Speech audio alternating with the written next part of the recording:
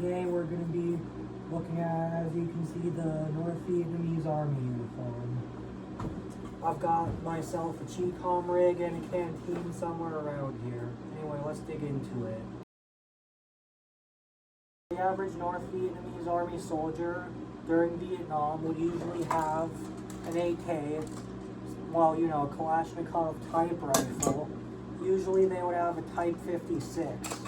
However, as you know, it's pretty much impossible to find those in airsoft, so I'll be using an AK with a bayonet. Next, what they would usually have is obviously the pith helmet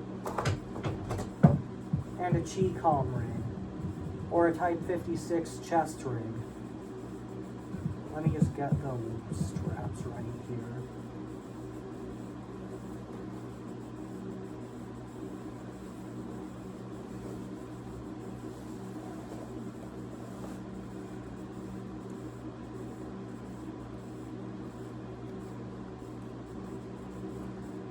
Anyway, this is pretty much what your average North Vietnamese ground force foot soldier would be wearing back then.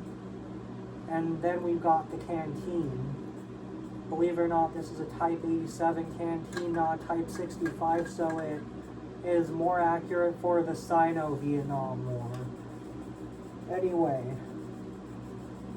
this is pretty much your average kit for the North Vietnamese Army soldier, including the rifle.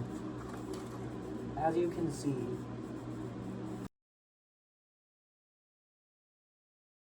the rifle usually has a spike bayonet that folds out, but with this one I'm just using my 6x2. This AK-47 I have here is airsoft. The grips, all the wood is faux or plastic. However, a lot of the externals are metal, as you can see.